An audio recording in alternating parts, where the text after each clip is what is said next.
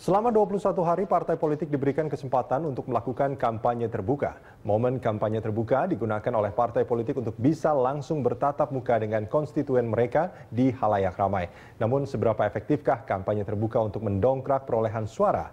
Sampaikah apa yang dipaparkan para caleg kepada konstituennya? Kita akan berbincang dengan Direktur Lingkaran Survei Indonesia, Toto Izul Fatah, dan pakar komunikasi politik Gun Gun Herianto. Mas Toto dan Mas Gun Gun, ini kalau kita bicara soal kampanye terbuka, khususnya kita bicara soal rapat umum yang sejak 16 Maret kemarin itu sudah diperbolehkan.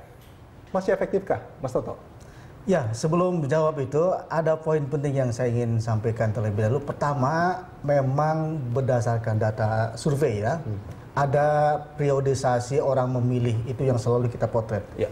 Pertama pada masa kampanye, sebelum kampanye, masa kampanye, hari tenang dan hari H. Ya. Nah, kalau kita distribusi persentasi angkanya, itu rata-rata di 15-20% orang sudah punya pilihan. Kurang lebih juga di angka segitu, ya.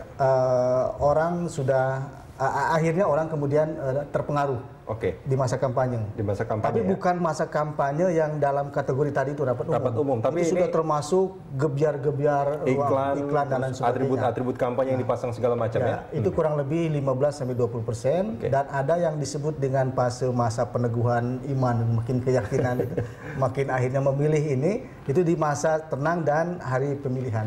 Nah, yang menarik di pileg itu memang agak berbeda dengan pilkada. Di pileg itu lebih tinggi. Jadi orang sudah punya pilihan itu di sebelum masa kampanye ini antara 20-25%. Dan itu sering kita sebut dengan kategori pemilih militan ya. Pemilih militan. Jadi orang yang sebenarnya sudah punya pilihan, nggak terpengaruh oleh gebiar-gebiar iklan atau rapat atau kampanye apapun gitu loh. Ya, ini apa istilahnya, loyalis seperti itu? Ya, pemilih militan, strong spotter istilahnya kita. Dan itu yang biasanya selalu bertahan sampai pemilu ya. Nah, efek kampanye sudah pasti ada, masa kampanye tenang juga ada. Nah, yang menarik di masa tenang itu, dari analisis kualitatif yang berhasil kita eksplor itu ternyata ini mungkin bad news ya buat para penggiat moral politik ini. Jadi bad news buat pemilu juga mungkin? Ya bisa jadi, dan bad news juga buat pemilik kapital yang kecil. Jadi mayoriti publik yang mayoriti di grassroots itu menunggu siapa yang mau nyiram mereka. Ini maksudnya money politik? Nah, artinya 40-50% rata-rata ya. Publik menganggap money politik ini biasa, lumrah. Sampai sekarang itu terjadi? Ya, itu di rata-rata survei kita di Dapil gitu, di nasional itu ketemu angka antara 40-50% Artinya kalau kita bicara tadi kan sebelum kampanye itu ada 15-20%, terus pada saat kampanye 15-20%, terus ada yang membutuhkan sampai 40-50% yang membutuhkan siraman. Kalau kita bicara spesifik tentang rapat umum dalam kampanye terbuka, ini artinya presentasinya sangat kecil sekali. Menurut saya kecil. Menurut saya sangat kecil, dan kalau targetnya kampanye rapat umum itu untuk meningkatkan elektabilitas, di hanya waktu cuma 2 minggu, menurut saya tidak memberi efek itu jauh panggang dari api ya, harapannya tidak akan sesuai. Mas Gun Gun. Iya, saya setuju dalam konteks bahwa kampanye terbuka, rapat umum, termasuk juga menurut saya media exposure melalui iklan, itu hanya semacam peneguhan satu. Kemudian yang kedua itu semacam etalase show of force ya dari partai itu, untuk kemudian menunjukkan bahwa mereka eksis, mereka punya massa. Mereka kemudian butuh semacam upaya glorifikasi kalau mungkin bisa dikatakan itu. Jadi upaya bahwa kita akan menang, sehingga apa? Dalam terminologi komunikasi politik ini bisa menghasilkan efek symbolic convergence. Symbolic convergence itu nyatunya simbol-simbol di antara teman-teman di bawah, grassroots, itu dengan kelompok elit. Itu tidak penting, artinya hal-hal seperti itu tidak penting sebetulnya untuk popularitas dan elektabilitas? Penting, tetapi kalau ditanya tadi bahwa sumbangsih, seberapa signifikan sumbangsihnya, itu yang saya bilang tidak signifikan sebetulnya. Kan ada istilah bandwagon effect gitu, apakah itu juga sebetulnya berpengaruh ketika semua orang berkumpul gitu kan, apakah ini tidak menarik bagi orang lain? Karena ini momennya, maksudnya momennya ini kan pecah. Karena di 21 hari ini semua orang melakukan hal yang sama. Semua orang bilang bahwa kami yang terbaik, kami programnya ini, dan ini dalam watak kampanye di Indonesia yang terbatas 21 hari ini, semua program nyaris seragam. sehingga tidak punya Bukan nilai hanya program yang ya, seragam, tapi orang-orang yang datang juga mungkin. Nah, itu juga bisa jadi seragam. Misalnya satu partai ini dengan partai dan ini menariknya bahwa kita tidak bisa berharap banyak dari sodoran program di kampanye itu. Sehingga kalau tadi ditanya, apakah kemudian ada hasrat, ada conviction misalnya di antara proses-proses sebelum memilih ya, sebelum pemilih itu membeli partai, artinya memilih di bilik suara. Itu saya nggak yakin bahwa proses yang 21 hari itu bisa kemudian betul-betul menyumbang suara signifikan. Justru saya berpikir bahwa karena kita punya momen yang cukup panjang sebetulnya untuk masa kampanye ya, di luar masa kampanye terbuka loh. Sejak Januari kan sebetulnya mereka sudah bisa berkampanye dengan metode lain selain rapat terbuka dan iklan di media massa. Itu yang justru sebetulnya bisa penetratif ke bawah. Ya. Nah ini menarik sekali sebetulnya Mas Toto. Ini lembaga survei pernah nggak meriset gitu ya? Apakah rapat-rapat umum itu kan banyak sekali orang yang melakukan orasi segala macam, menyampaikan visi misi program segala macam, dan itu memang betul-betul sampai ke. Ini yang juga menarik dari data survei kita ya, dari beberapa kali survei di sejumlah ajang pertarungan pilkada, bahkan terakhir juga di survei-survei dapil, pileg ya. Ternyata ketika kita tanya oleh satu pertanyaan alasan membuat mereka memilih entah si A atau partai apa gitu, itu hanya di bawah 10% rata-rata orang karena visi misi. Jadi ini artinya memang kabar buruk ya buat orang yang selalu hanyut gitu dengan seolah-olah kalau punya misi bagus itu akan dipilih. Ternyata tidak. Nah ini yang kemudian mengkonfirmasi bahwa mayoritas pemilih kita yang 80% itu di grassroots itu kategori irasional itu, yang memilih bukan karena pertimbangan rasional, tapi lebih karena emosional. Dan itu terkonfirmasi oleh temuan itu. Nah kalau masuk di rapat umum yang sering dipakai dan dimanfaatkan untuk penyampaian visi misi, itu satu hal yang ini bukan data survei, tapi temuan beberapa laporan ke kita yang nyampe, sebagian besar itu dimobilisir. Yang kemungkinan pesertanya hari ini dia ikut di partai A, besok dia ikut di partai C. Jadi orangnya sama sebetulnya. Nah, dimobilisir ya. Ini kan artinya nggak bisa banyak diharapkan menyumbang suara gitu. Oke, populer tapi mungkin elektabilitas tidak. Ya, baik, Mas Toto dan Mas Gun Gun, kita akan sambung di segmen berikut. Ya, dialog kita lanjutkan. Mas Gun Gun, ini sebetulnya menarik pernyataan dari Mas Toto di segmen awal tadi bahwa kurang dari 10% dari masyarakat yang akan memilih berdasarkan visi misi. Maka tepat juga sebetulnya kalau bikin rapat umum itu lebih banyak menghadirkan hiburan, dangdut, joget-jogetan segala macam daripada bicara visi misi. Iya, karena panggung demokrasi kita, terutama di front stage ya, di panggung depan seperti yang itu di kampanye terbuka itu, memang desainnya sedari awal sudah berkali-kali pemilu itu lebih hanya menunjukkan tadi etalase citra, bukan pada pendidikan politik, sehingga ya udah didesain dari pemilu ke pemilu tidak jauh berbeda formatnya, karena asumsi tadi juga mendahului bahwa mereka yang hadir itu rata-rata juga masa berbayar. Kemudian yang kedua, mereka juga sebetulnya nggak butuh-butuh amat visi misi, karena juga mereka ke situ inginnya juga hiburan. Nah, mindset itu juga ada di elit parpol yang melakukan kampanye, sehingga sudah ini karena akan diliput media, orang harus banyak. Kemudian nampak nanti elegan gitu, dengan desain disesuaikan dengan citra yang ingin dibangun. Ya sudah, jadi orientasinya adalah pada current image partai yang bersangkutan. Image yang kemudian ingin dibangun itu tentu diharapkan ya menjaga semacam tren yang dia miliki sebelum itu, artinya sebelum kampanye terbuka. Jadi kalau saya melihat memang mindsetnya sedari awal itu keliru. Artinya sampai sekarang sebetulnya mindset itu belum berubah ya? Belum berubah. Saya melihat bahwa demokrasi elektoral kita masih pada fase prosedural. Artinya demokrasi kita juga transisional, belum konsolidatif. Salah satunya adalah masih pemilu itu dimaknai sebagai kontestasi minus partisipasi. Partisipasi yang substansial tentu bukan prosedural. Ya, ini menarik sekali Mas Toto, kalau kita bicara, kalau saya baca-baca di di media gitu ya. Banyak sekali partai-partai politik yang sekarang itu terutama di daerah yang mengurangi, mereka misalkan punya jatah untuk melakukan rapat umum 3 kali sampai 4 kali dalam 21 hari ini, mereka pasti mengambil cuma 1 kali aja.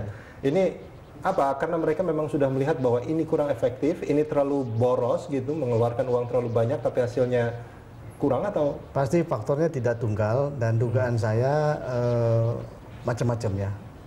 Yang selalu muncul dan dominan itu biasanya juga faktor finansial. Jadi mereka tidak cukup punya amunisi untuk melakukan kegiatan itu daripada sayang-sayang. Dan barangkali sebagian juga berangkat dari satu kesadaran bahwa ini tidak terlalu banyak memberi efek. Mana yang lebih mempengaruhi? Apakah kesadaran itu atau karena nggak punya amunisi? Saya kira lebih karena itu barangkali ya. Sebagian amunisi ini potret yang selalu muncul dan sampai ke kita dari keluhan-keluhan para caleg lah. Nah kalau bicara efektivitas juga logikanya beginilah. Di rata-rata dapil itu misalnya ada pemilih katakanlah di 2 juta gitu atau 1 juta gitu, rapat umum menghadirkan misalnya katakanlah 10.000, ini belum seberapa gitu loh. Sementara yang mayoritas pemilih di grassroots nggak ngerti kalau hari ini tuh ada kampanye partai A, siapa tampil berbicara nggak sampai ke bawah. Nah inilah yang kemudian menguntungkan partai-partai yang sudah terlanjur lengket di persepsi mayoritas publik grassroots seperti PDIP, Golkar, dan terakhir Gerindra mulai punya tren naik. Itu pun lebih karena dugaan saya karena efek kampanye iklan TV ya. Karena mayoritas tidak terakses koran. Nah kalau mesin partai hampir seluruh partai barangkali ya, saya tidak melihat memberi sumbangan besar ya kepada elektabilitas partai itu. Nah, artinya sebetulnya sekarang lebih banyak iklan kalau kita melakukan kampanye terbuka melalui iklan di televisi itu yang akan lebih mempengaruhi. Oke, Mas Toto dan Mas Gun Gun kita akan sambung di segmen berikut.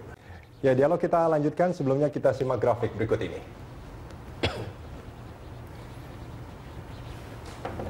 Ini ada Supandi, Wakil Sekretaris DPC PDI Perjuangan Kota Tegal yang mengatakan selain menelan banyak pengeluaran, ini biaya ini ya, konvoi motor kini justru mengurangi simpati masyarakat. Ini udah mengurangi simpati masyarakat, biaya buat bensinnya belum, terus buat makan siangnya juga belum ya.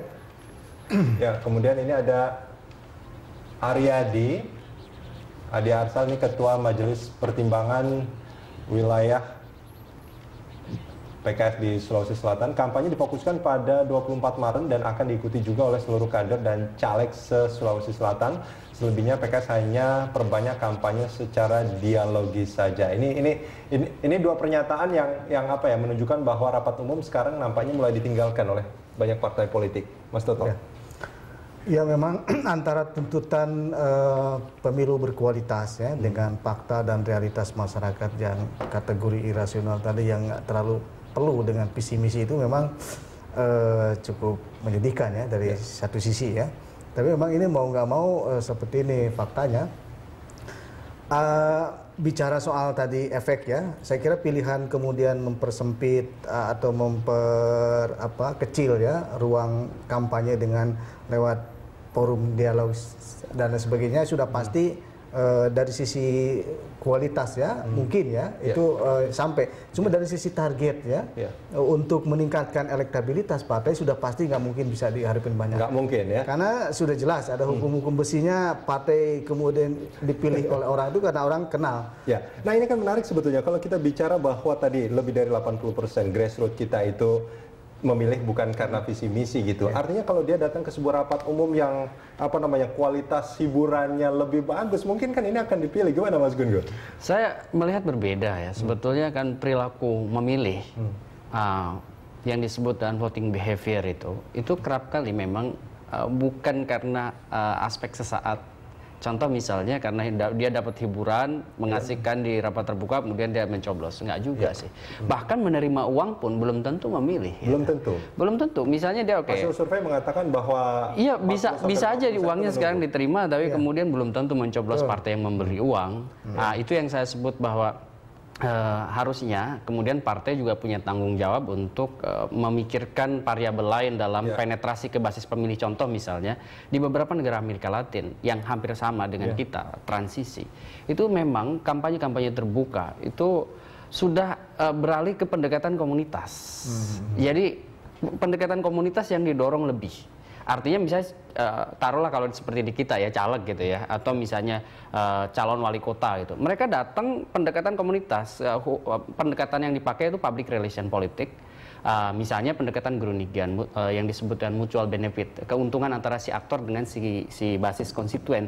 Tapi bukan politik transaksional seperti itu, melainkan ada waktu yang memang reguler mereka jumpa. Apakah di Indonesia saat ini itu sudah Nah, itu yang kemudian harusnya partai itu juga membaca hasil-hasil pergerakan hasil survei, bahwa sebetulnya kerap kali memang perilaku membeli gitu ya, membeli suara dari pemilih yang disebutkan voter buying itu yang dalam banyak peristiwa pemilu, itu sebetulnya tidak lagi menjadi garansi juga bahwa ketika dia dikasih uang kemudian dia mencoblos, itu yang kemudian logika itu seolah-olah sah gitu, legitimate, kemudian apa adanya sehingga dianggap lumrah dan seolah-olah itulah garansi kemenangan. Padahal saya sendiri nggak yakin dengan itu. Mas Toto, ini kalau kita bicara tadi apa yang dikatakan oleh Mas Gun-Gun tadi, ini harusnya memang sudah mulai bergeser gitu ya. Selain pendekatan komunitas tadi dikatakan bahwa sekarang kan sudah banyak orang-orang yang sudah menentukan pilihan, ada loyalis seperti itu. Nah, bagaimana partai-partai ini supaya bisa meningkatkan, meningkatkan elektabilitas mereka di situasi yang seperti sekarang ini? Ya, memang poin pentingnya adalah bahwa dalam pendekatan komunitas atau apapun gitu, yang penting itu seberapa publik tahu terhadap gerakan kita atau kampanye kita. Walaupun misalnya katakanlah cuma dihadiri oleh 10 orang, tapi itu terpublish misalnya secara masif, itu insya Allah akan memberi efek elektoral. Makanya kalau harapannya pada forum-forum terbatas tanpa ada publikasi yang masif, untuk memenuhi tuntutan hukum besinya orang kenal kemudian memilih itu, ya nggak bisa banyak diharapkan. Makanya yang cerdas menurut saya dalam situasi yang seperti ini adalah memanfaatkan ruang publik. Nah, saya melihat pilihan cerdas belakangan ini, saya lihat nih Megawati dengan desain baliho khasnya itu berjejer sepanjang Pantura itu. Ini udah pilihan menarik. Nah, sebaliknya tidak dilakukan oleh partai lain termasuk Demokrat. Padahal pada saat sudah terbangun image Demokrat merosot, kemudian publik melihat kiri kanan nggak ada ini atribut Demokrat, itu akan membuat kepercayaan diri orang untuk memilih partai itu menjadi makin turun. Harusnya diperbanyak itu. Baik. Itu yang efektif menurut saya. Artinya sebetulnya kalau kita bicara kembali ke rapat umum kampanye terbuka itu tentu saat ini bukan sesuatu yang efektif sebetulnya dalam mendulang suara. Oke, Mas Toto, terima kasih banyak. Mas Gun-Gun, terima kasih sudah bersama kami di Prime Time Talk.